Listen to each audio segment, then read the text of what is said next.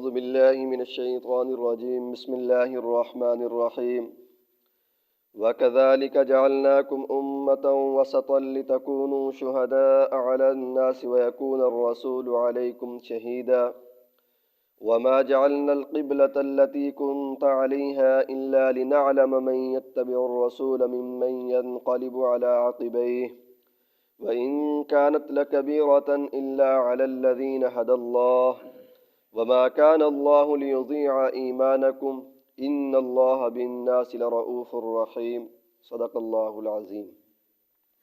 ترجمہ: وَكَذَلِكَ اور اسی طرح جعلناکم ہم نے بنایا تم کو امتاً وسطا اعتدال والی امت، لتکونوا شہداء علی الناس تاکہ تم لوگوں پر گواہی دو، ویکون الرسول علیکم شہیدا اور رسول اللہ صلی اللہ علیہ وسلم تم پر گواہی دیں۔ وما جعلنا القبلۃ التی کنت علیہا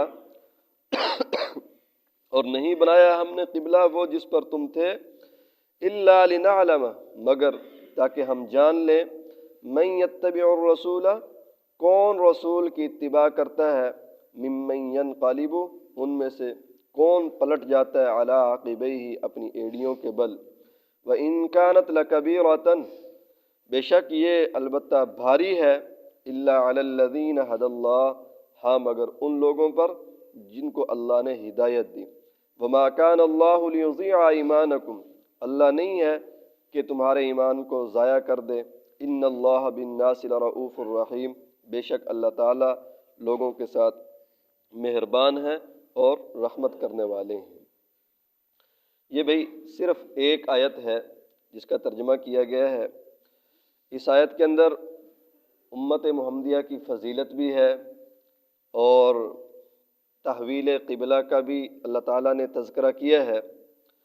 فضیلت یہ ہے کہ اللہ تعالیٰ نے بیان فرمایا کہ جعلناکم امتا وسطا ہم نے تم کو درمیانی امت، وسط درمیانی سے مراد یہ ہے کہ اعتدال والی امت، عدل و انصاف والی امت جی۔ اور پھر یہ ہے کہ بڑی فضیلت یہ ہے کہ لِتَكُونُوا شُهَدَاءَ عَلَى النَّاسِ تم لوگوں پر گواہی دو گے، وَيَكُونَ الرَّسُولُ عَلَيْكُمْ شَهِيدًا اور رسول تم پر گواہی دے گے۔ اب امت گواہی دے گی اور رسول گواہی دے گا، تو یہ کون سی گواہی ہے، کہاں پر گواہی ہوگی، کیسے گواہی ہوگی؟ اس سے پہلے ایک بات ذہن میں رکھیں کہ بعض لوگ شہیدہ یا شاہد کا ترجمہ حاضر ناظر کرتے ہیں، ٹھیک ہے جی۔ یہ قرآن پاک کے اندر تحریف ہے، یہ ترجمہ اور یہ عقیدہ رکھنا جو ہے یہ قرآن کے اور احادیث رسول اللہ صلی اللہ علیہ وسلم کے خلاف ہے۔ کسی بھی اللہ کے نبی، اللہ کے ولی ٹھیک ہے جی کے بارے میں یہ عقیدہ رکھنا کہ وہ ہر جگہ پر حاضر و ناظر ہے، موجود ہے، یہ قرآن و حدیث کے خلاف ہے۔ اب آپ یہ ترجمہ اس لیے میں نے کیا ہے کہ اگر گواہی دینے کے لیے حاضر و ناظر ہونا ضروری ہے تو پھر تو یہ ساری امت ہی حاضر و ناظر ہو جائے۔ سمجھ آئی نا بات؟ اللہ تعالیٰ کہہ رہے ہیں کہ تم درمیانی امت ہو، تم لوگوں پر گواہی دو گے، ٹھیک ہے نا جی۔ وَيَكُونَ الرَّسُولُ عَلَيْكُمْ شَهِيدًا اور رسول تم پر گواہی دیں گے۔ اگر رسول گواہی کے اعتبار سے حاضر و ناظر ہے تو پھر یہ ساری امت ہی حاضر و ناظر ہو جائے گی، ٹھیک ہے نا جی۔ باقی یہ ہے کہ گواہی کے بارے میں اصول یاد رکھیں کہ شہادت علی التسامح کیا مطلب کہ مصدقہ ذرائع کے ذریعے سے اگر کسی بات کی خبر پہنچی ہے تو آگے اس کی گواہی دینا جائز ہے۔ یعنی ایک بہت ساری چیزیں ایسی ہیں کہ آدمی نے دیکھی نہیں ہوتی لیکن اس کے بارے میں گواہی دی جاتی ہے اور گواہی دینا جائز بھی ہے، جیسے کہ یہی آ رہا ہے کہ بھی گواہی امت نے جو گواہی دینی ہے، بخاری شریف کے اندر اس کا جو تذکرہ ہے یا اس کی جو تشریح ہے وہ یہ ہے کہ قیامت والے دن اللہ تعالیٰ مثال کے طور پر حضرت نوح علیہ السلام کو بلائیں گے، کہیں گے فرشتے کو بھی نوح علیہ السلام اور اس کی امت کو آواز دو، تو نوح علیہ السلام اور ان کی امت جو ہے وہ حاضر ہو جائے گی اللہ تعالیٰ کے دربار کے اندر۔ جب دربار کے اندر حاضر ہوگی تو اللہ تعالیٰ نوح علیہ السلام سے پوچھیں گے حل بلغتا کہ کیا تو نے جو ہے پیغام پہنچا دیا تھا رسالت کا، ان کو دعوت تبلیغ کر دی تھی؟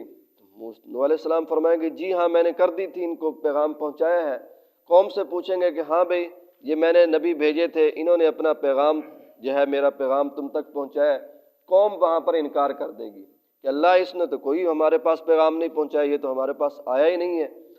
اب جب وہ انکار کرے گی تو شرعی طور پر اصول اور ضابطہ یہ ہے کہ جو مدعی ہوتا ہے اس کو گواہ پیش کرنے ہوتے ہیں، کیونکہ نوح علیہ السلام مدعی ہیں کہ جی میں نے پیغام پہنچا دیا، اور امت جو ہے ان کی وہ منکر ہے۔ تو اللہ تعالیٰ نوح علیہ السلام سے فرمائیں گے کہ اپنے جو ہے گواہ پیش کرو۔ تو نوح علیہ السلام کہیں گے کہ میری گواہ امت محمدیہ ہے۔ تو اللہ تعالیٰ امت محمدیہ کو بلائیں گے کہ بھی ان کو بلا کر لاؤ۔ امت محمدیہ آئے گی، پوچھا جائے گا کہ بھی بتاؤ نوح علیہ السلام نے یہ پیغام پہنچایا یا نہیں پہنچایا؟ تو یہ امت کہے گی کہ اللہ نوح علیہ السلام نے اپنی قوم تک پیغام پہنچایا ہے، اور پورے طریقے کے ساتھ پورا پہنچایا ہے۔ نوح علیہ السلام کی قوم کہے گی کہ اللہ ہم تو ان کی گواہی کو نہیں مانتے، اور یہ ان کا رائٹ ہے، کر سکتے ہیں کہ بھی یہ تو اس زمانے کے اندر تھے ہی نہیں۔ تقریباً 6000 سال سے زیادہ کا عرصہ حضرت نوح علیہ السلام کو اس دنیا سے گئے ہوئے ہو گیا ہے، یعنی ہمارے زمانے سے کے قریب سے۔ تو وہ کہیں گے کہ یہ تو اس وقت تھے ہی نہیں، یہ کیسے گواہی دے سکتے ہیں؟ وہی بات کہ انہوں نے تو دیکھا ہی نہیں ہے، ٹھیک ہے نا، یہ کیسے؟ تو اللہ تعالیٰ پھر امت سے پوچھیں گے، امت محمدیہ سے، بھئی تم گواہی کیسے دے رہے ہو کہ تم نے تو دیکھا ہی نہیں ہے؟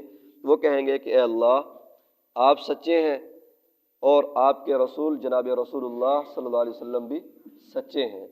آپ کے رسول نے بتایا ہے، اور آپ کے رسول کے اوپر جو قرآن کتاب نازل ہوئی ہے، اس قرآن اور اس کتاب کے اندر آیا ہے کہ نوح علیہ السلام نے اپنی قوم کو پیغام پہنچایا ہے، تبلیغ کی ہے۔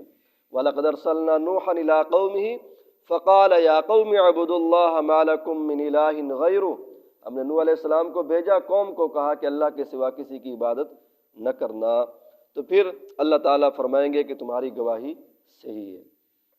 تو اس طرح اس امت کی گواہی پیش کر کے گویا کہ امت کا ایک اعزاز ہے کہ اس کی گواہی کے اوپر دوسری امتوں کے فیصلے ہو رہے ہیں، ٹھیک ہے نا، جن کے سچے جھوٹے ہونے کے۔ تو باقی بھئی گواہی کے لیے یہ ہے کہ بعض گواہیاں ایسی ہوتی ہیں کہ اس کے اندر دیکھنا جو ہے وہ ضرورت نہیں ہوتی، جیسے کوئی آدمی کہہ دے کہ یہ فلاں کا بیٹا ہے، ٹھیک ہے نا جی، کہہ دے کہ فلاں کا نکاح ہو گیا، خبر دے دے کہ فلاں جو ہے فوت ہو گیا ہے۔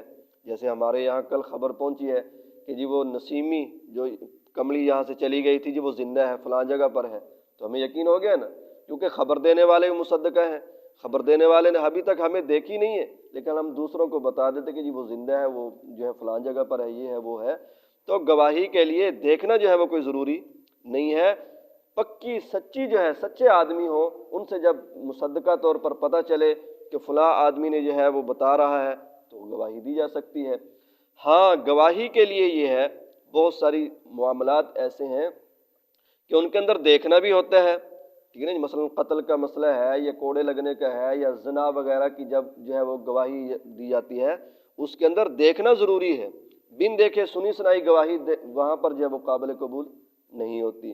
اور پھر جو گواہی دیتا ہے فیصلے کے لیے قتل وغیرہ کی یا حد وغیرہ کی، اس میں یہ نہیں ہے کہ بس جس نے آ کر گواہی دے دی اور گواہی سن کر یا قاضی فیصلہ کر دے، نہیں، بلکہ شریعت یہ کہتی ہے کہ قاضی اور جج اپنے طور پر اس گواہ کی چھان بین بھی کرے گا، تحقیق کرے گا کہ بھئی یہ گواہ کیسا ہے، اگر عادل ہے، سچا ہے، جھوٹ نہیں بولتا تو اس کی گواہی قبول کی جائے گی، اور اگر وہ جھوٹ بولتا ہے یا جس کے خلاف گواہی دے رہا ہے اس کے ساتھ جو ہے اس کی کوئی عداوت ہے، دشمنی ہے، تو ایسے آدمی کی گواہی کو قبول نہیں کیا جاتا۔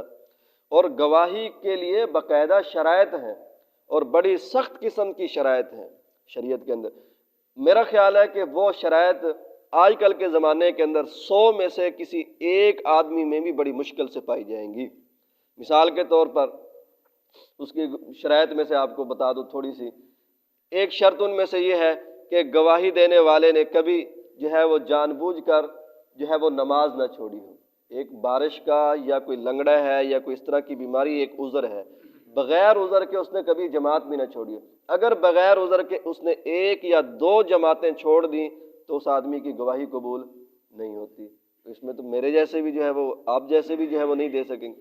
اسی طرح کسی کے سامنے اس نے کبھی پیشاب نہ کیا ہو، ٹھیک ہے نا جی، ہوٹل کے اوپر وہ کھانے نہ کھاتا ہو، اس طرح کی جو ہے وہ شرائط، جو مروت جو ہے وہ ننگے سر نہ پھرتا ہو، جو ننگے سر پھرتا ہے اس کی بھی گواہی جو ہے قبول نہیں ہوتی۔ تو ہم میں سے کوئی دے سکتا، بڑی مشکل کام تھا۔ تو وہ جو ہے وہ اس کے لیے شرائط اور بڑی جو ہے سخت قسم کی قیودات ہیں۔ تو اللہ تعالیٰ نے اس امت کو اعزاز بخشا ہے کہ یہ امت گواہی دے گی، اور اللہ کے رسول اس امت کے بارے میں گواہی دیں گے کہ میری امت جو کہہ رہی ہے یہ سچ کہہ رہی ہے، یہ غلط نہیں کہہ رہی، ٹھیک ہے نا جی۔ تو اس لیے بھئی یہ ترجمہ کرنا، اور حضور علیہ الصلوۃ والسلام کی گواہی سے مراد جو ہے انا ارسلناک شاہدا ومبشرا ونذیرا، جہاں پر یہ صفات آئی ہیں کہ اللہ کے نبی گواہی دینے والے ہیں، خوشخبری دینے والے ہیں، ڈرانے والے ہیں، وہاں حاضر و ناظر کا جو ہے عقیدہ رکھنا اور حاضر و ناظر کا ترجمہ کرنا یہ صحیح نہیں ہے، پھر تو یہ سب حاضر ناظر ہو جائیں گے۔ اور فرمایا وما جعلنا القبلۃ التي، آگے قبلے کا تذکرہ ہے کہ ہم نے جو تمہیں قبلہ پہلے بیت اللہ تھا، پھر بیت المقدس تھا، پھر جو ہے وہ بیت اللہ کا حکم دیا، یہ اس لیے دیا ہے کہ لنعلم من یتبع الرسول، ہم جان لیں کہ رسول کی کون اتباع کرتا ہے۔ ایمان والے کا کام جو ہے وہ اعتراض کرنا نہیں ہوتا، بلکہ ایمان والے کو جب جو اللہ کا حکم اور اس کے رسول کا حکم پہنچتا ہے وہ اس کے اوپر عمل کرتا ہے۔ جیسے صحابہ نے جیسے ہی حضور پھرے تو فوراً جو ہے وہ بیت اللہ کی طرف پھر گئے، یہ نہیں کہا کہ پہلے وہ تھا، یہ کیوں ہو گیا ہے۔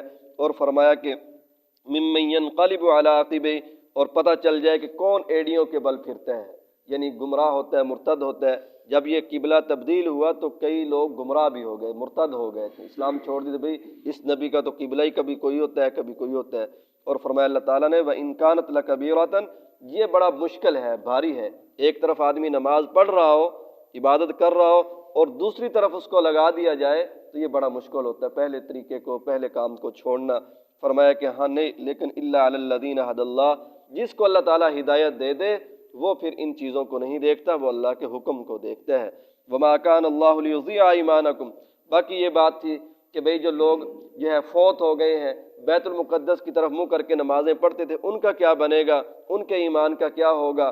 اللہ تعالیٰ نے فرمایا کہ اللہ تعالیٰ کسی کے ایمان اور اعمال کو ضائع نہیں کریں گے۔ ان اللہ بالناس لرؤوف الرحیم، اللہ تعالیٰ لوگوں کے اوپر مہربان ہے، شفقت فرمانے والے ہیں۔ اللہ تعالیٰ سے دعا ہے کہ اللہ تعالیٰ ہمارے اوپر بھی مہربانی فرمائے۔